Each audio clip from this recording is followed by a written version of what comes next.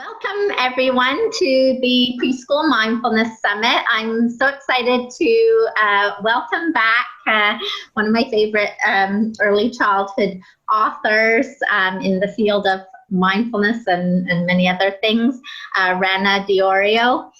She's doing amazing work. She has written all kinds of books. Like what does it mean to be present? What does it mean to be kind? She has a new one which she's going to tell us about today. What does it mean to be American, which I'm really excited to learn about. And she's done all kinds of things in her life. She's been a lawyer and worked in all different kinds of fields, and then kind of came into this children's book publishing and produced these amazing books, which I personally use them when I go in and work in schools, and kids really love them, and they're beautifully illustrated and have such powerful message. So really excited to have you here, Rana.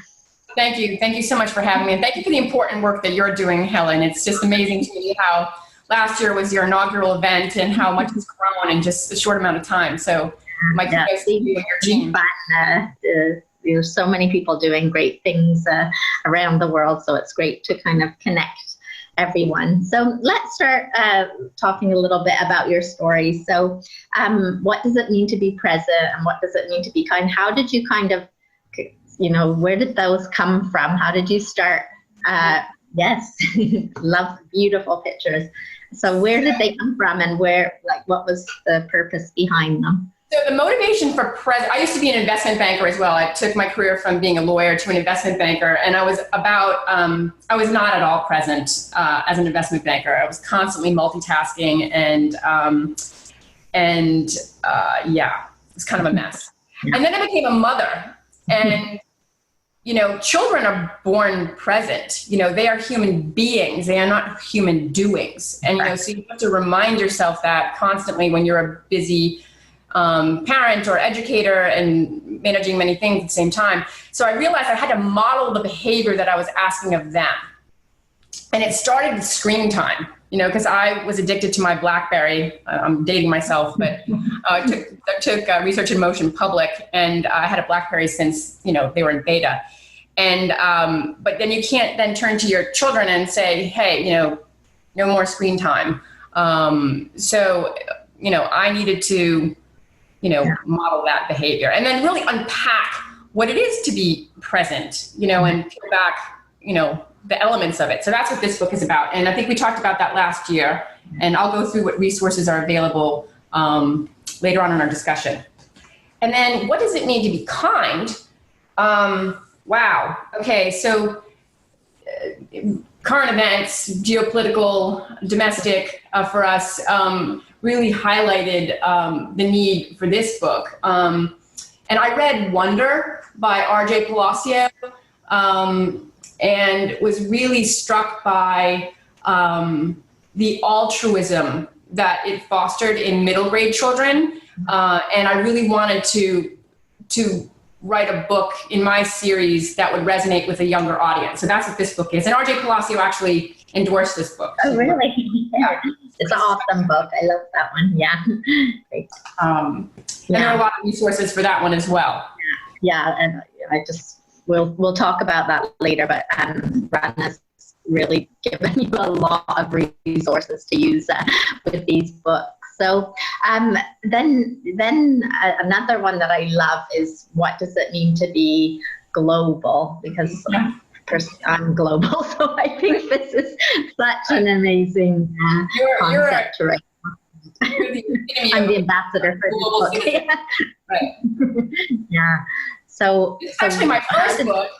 And this one was inspired by the election of President Barack Obama. And my then 4- and 5-year-old children, I wanted to explain the enormity of that historic milestone. And there really weren't tools and resources to do that. So what this book endeavors to do is to introduce the concept of diversity and why it's important, to foster a global community.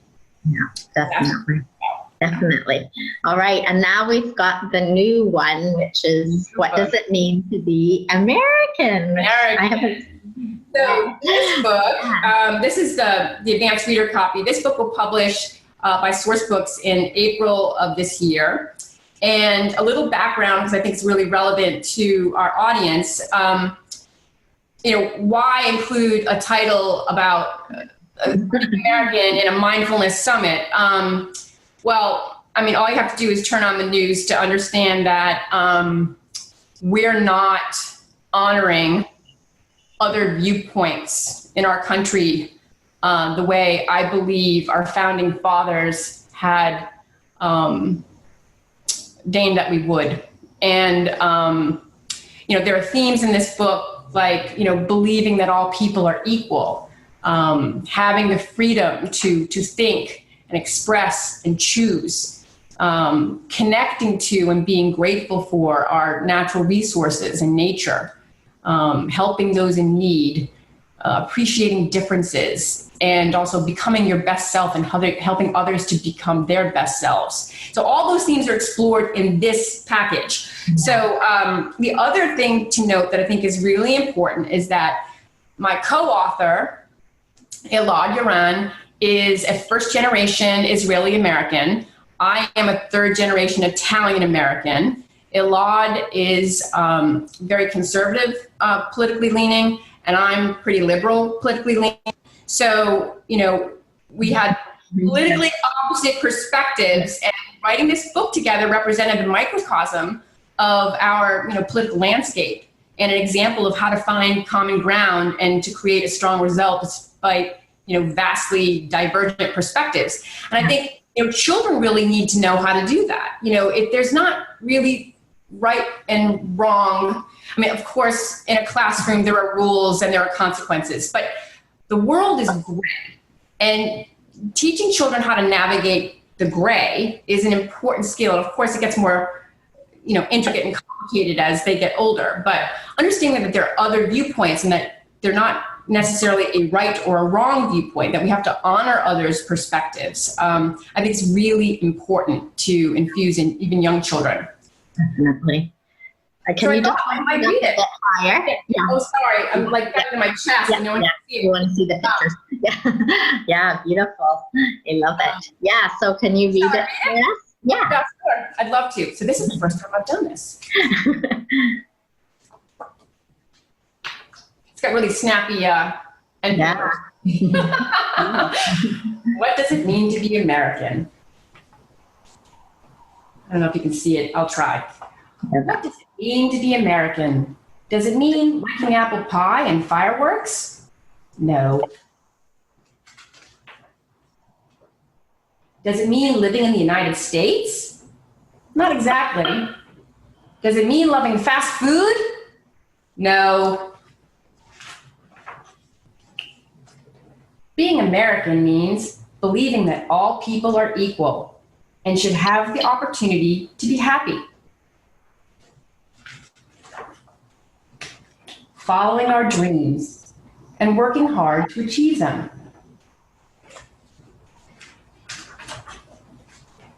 Having the freedom to choose whom we love, what we believe, what we do, and where we live, and to change our minds if we want.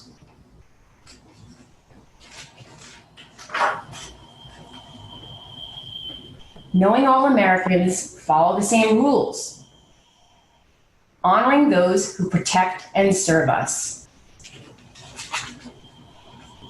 Being American means cherishing our abundant natural resources and enjoying time spent outdoors. Being grateful all year for our many blessings and leading by example to take action when people need help. Being American means welcoming people from other countries and helping them learn what it means to be American. Appreciating our differences. Appreciating that our differences make us kinder, smarter, healthier, and stronger. Using our imagination and creativity to invent new things, and our curiosity and courage to explore new frontiers. Being proud of all we have accomplished and humbled about all we still need to learn. Being American means having the right to become your best self and the obligation to help others to do so too. So fill your heart with love for who we are and your mind with ideas of how you, your family, and your friends can make the greatest nation in the world even better. So that's the story. Yeah, I love it. It has really robust back matter that kind of ties each line of prose to their founding documents. Oh, wow. Also worth mentioning that Nita Mata is a Filipino American, and she's also a New York Times best-selling illustrator. Okay. So, yeah. Wow. Yeah. So yeah, I love the whole concept of that, and teaching young kids what it really means and what are the important things that you want to share from your country, and that it really is a melding pot of cultures and people and well, and that's our strength. Yeah. Right. The diversity is our strength. Yeah, exactly. Yeah, I love that. And so important to teach that, from kids at a young age. So Rena, let's talk a little bit now. You really generously provided all kinds of resources that can help, after you read the story with the children. So with the book, What Does It Mean to Be Present? You've given us a lesson plan. So do you want to say anything about that? So that's just a download, and that's been around for a while, and we've refined it over the years to incorporate educator feedback. So I think, that's a good resource for you. One thing that might not be completely obvious, so I'm going to mention it, is that one thing that I found almost magical before I read What Does It Mean to Be Present is to do some yoga with students and, get them into their breathing and get them into their bodies and get them really grounded. And then, they're zen while they're listening to the story. I actually did this in Parnassus Bookstores, a very busy, vibrant, independent bookstore in Nashville, Tennessee. And I did a reading there, and we started with yoga. It was a small space, but we made it work. And you could have heard a pin drop, and the event coordinator was blown away. It went from wiggly worms to little peaceful butterflies. It was a great experience. So you might want to try that before you actually read the story. Yeah, great tip. Okay, and then for What Does It Mean to Be Kind, we have a discussion activity guide. Right. So I have my discussion activity guide, and then I found another one that I think will really resonate with this community. So we'll put that in the in Dropbox for participants to download. The other thing that that's the one from Scholastic from Judy Newman. No, this is a new one. It's all for kids, and it's Ned's Adventures. I mean, it's very robust. It has an activity sheet as well. Right. So this is someone who obviously used the book in the classroom and then developed these materials specifically for it. And then there's Judy Newman. Judy Newman is, a diva here in the States, and what she says, everybody pays attention to. At a workshop for teachers. So that's what this is, a blog post about using the classroom. And then the other thing I'll just mention is my friend Jacqueline Lindsay, who is the CEO of kindness.org, has a website that has a plethora of materials, for grown-ups who are understanding the science of kindness, before imparting that wisdom to children. But they're all about, leading with research and data, and they are developing some children's programming. That's one of her priorities for the new year, is having some children. I want to talk about that. Kindness.org. Yeah, I'll make sure we put a link to that in the resource section. And then there's on paid teachers, there's one about global. What does it mean to be global, I believe. Right. And then I included my What Does It Mean to Be Global presentation for you to adapt to suit, but it's super fun. It's designed for, the K through 2, but I think it could definitely skew younger. And, it has the original song. There's an original song associated with what does it mean to be global. So that's in it. And, the theme is, while, there's so much diversity and difference throughout the world, fundamentally, we all have some really similar human needs. Like, we all live in houses, we all eat food, we all love, and we all play. So it's this notion of kind of exploring the boundaries, but then kind of bringing it down that, we all are in the same global community, and there's a lot of similarities as well. Yeah, such an important message these days, for sure. And then there's something by Deborah Rader. And this, as certainly the European members of your community might have seen this book already. This was released, I think, last year. But Deborah did a ton of research. Intercultural understanding is now tested in Europe. And, so you have to, in high school, so you have to kind of go back to, our youngest students and start infusing an understanding of what it is. And so she kind of unpacks how exactly to do that in this book. And then in chapter 6 of it, she provides 2 lesson plans for global, one for a younger audience and one for an older audience. So I strongly recommend this resource as well. Okay. So we'll definitely put a link to that. So so thank you so much for sharing all those resources. I'm sure it'll be very helpful for teachers. I'm always looking for ways to get ideas quickly and share ideas. So and you wanted to ask the viewers if they read the book, to share ideas with you, right, about the new book when it comes out? Sure. So American is available for pre-order now, so we can provide that link as well. But we have not yet generated any materials for it. So I would really welcome suggestions from the community about what would work best in your classroom for this particular title. So we're all ears. Yeah, and I asked Rana because I love when kids read stories and they learn about the author, and sometimes we write to the author, and sometimes they write back, sometimes they don't. But I asked if that would be something that we could maybe share on the summit.